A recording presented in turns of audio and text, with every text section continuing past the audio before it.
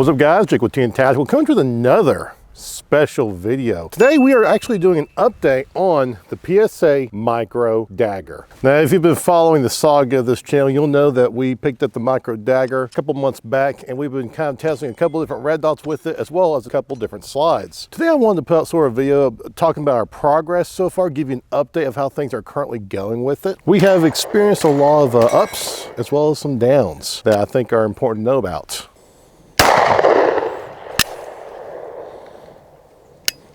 What the f is this? So today we're going to give you a 500 round update, kind of show you the things that we've encountered along the way so you'll be aware of them in case you had the same thing happen to yourself, and kind of give you our, I guess you'd say maybe second thoughts, continued thoughts on the Micro Dagger.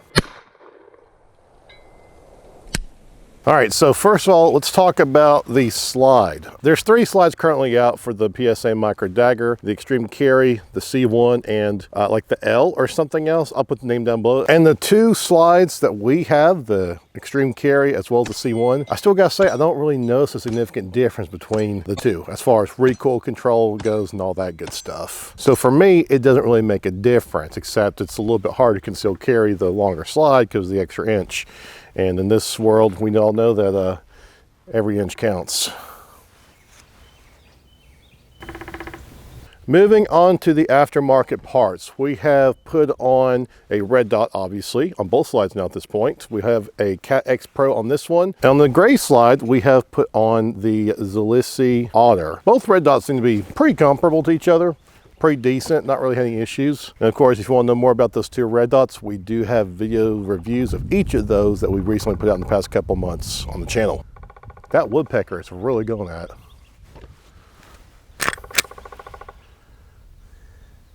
I swapped out the stock front and rear sight for the tritium. When we were actually filming the Otter red dot, we actually at some point lost the front sights. This front sight is actually a replacement. It doesn't really match up with the rear, but it's the same height at least. I personally chose to go with True Glow, and I had 2 different versions of True Glow. One has the little white ring on the outside of the tritium for both the rear and the front. The other tritium sights I used, these True Glow, had the blacked out ring with the tritium in the middle there. And of course you can see the white ring on the front sight there where I had to replace it.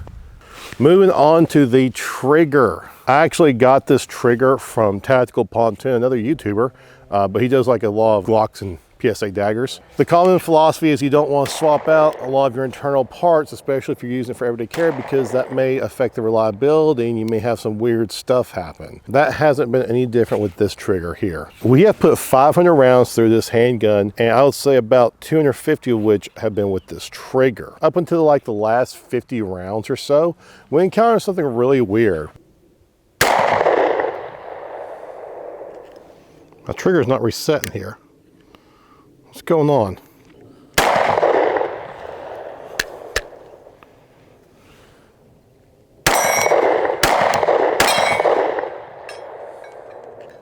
Bro, this trigger is getting jammed up. We actually had like a buildup of gunk right here on the sides. You know, that little pocket there where it's kind of indented on each side there. And we are still empty there. It would get to the point where you'd release the trigger, but you wouldn't have any audible click. It would just actually still be stuck in there like it was gunked up from carbon and maybe grease and some other residue, to where it wouldn't actually come back forward. Like you'd have it like that. This isn't good. But then you let go of your finger away from it and it would still be stuck in there. What the f? On a separate note, look at this. Can you guys see that? What the f? I've never had that happen before. My spring was off of the barrel too. What the hell, dude? There's definitely a lot of filth on this gun, but I wouldn't think it would jam up like this. That's weird. I don't think it was an issue with the magazine either. Oh my God, the trigger. Oh my God, dude. That was a weird problem to encounter. Essentially, what I had to do was just get in there and take my fingernail and just kind of like clean that thing out real quick on the spot. And that kind of helped seem to free it up. Put one more round in here. Keep in mind though, we also had not cleaned this handgun until, is it clean now? So we just cleaned it after about 500 rounds, and that gumming up issue was, we were about like 450 rounds when we started noticing that. And that, again, that was about 200 rounds with this trigger. Didn't really have that problem with the original stock trigger. Of course, you know, me being a trigger snob, I had to swap out that trigger, so it is what it is. I'm hoping that as we put more rounds through this, that it'll sort of clear itself out, you know, kind of like loosen up a bit so that it won't get gummed up from just carbon and grease and stuff. Now, the next thing I want to talk about is the magazines. There were 3 types of magazines that we wanted to test out and try out. We had the original PSA micro Dagger magazine that holds 15 with like a metal body, but also has like a plastic where the mag release would catch, basically to keep from metal and plastic rubbing against each other. Anytime you have plastic and metal rubbing against each other, it will wear away the plastic part. That's why PSA put plastic here where the mag catches, so it'll be plastic rubbing against plastic, hence avoiding eroding away your mag release. We also had the what the fuck brand is this? God. We also had 2 of the Shield Arms 15 round all metal magazines. They say that you should use a Shield Arms metal mag release. Makes sense. Metal and metal is fine. Plastic and metal, not so good. The 3rd magazine we used was a 10 round ETS magazine for Glock 43Xs. And this mag is known to have reliability issues, so we wanted to really put that to the test with the micro Dagger. Now, of these 3 different magazines that we tried out, I had to say unequivocally that the ETS mag had the most issues. Now, that being said, the Shield Arms magazine also had some issues where it wouldn't quite feed the rounds properly up into the feed ramp. Now, we've been using standard 115 grain round nose as well as 124 grain round nose, and just to kind of see, you know, how that would do. And I don't think it's an issue with the overall length of the casings of the rounds. I think this is a magazine issue because we would use 115 as well as 124 grain with this magazine, the primary arms. The only magazine that I felt like was actually reliable and consistent was the PSA magazine that came with. And we actually got a second one of these 2 just to make sure that it was actually reliable. And sure enough, regardless of ammo, whether it was 115 grain or 124 grain, this magazine always held up just fine and didn't have any issues with feeding or cycling or any of that stuff like we talked about. Now, could the Shield Arms do better if I actually got the metal mag release put in? Maybe.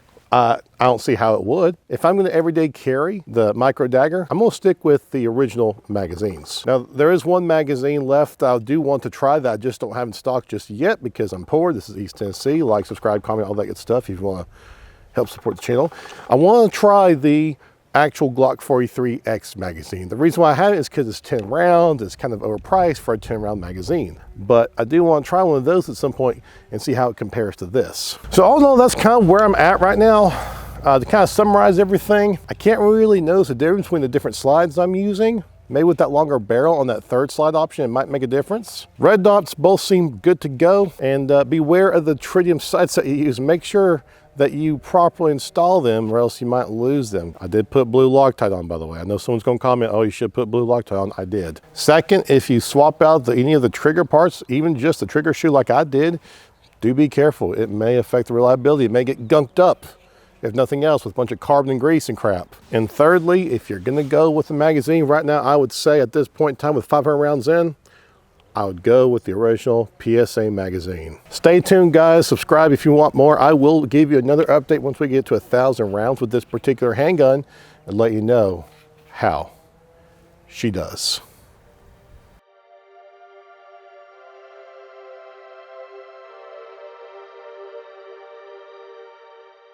Guys, that's gonna wrap it today. Remember, if you enjoy this kind of content, make sure to like, subscribe, comment down below. Have you picked up a micro Dagger and had a chance to put some rounds through it? Love to hear from you. We will see you next time.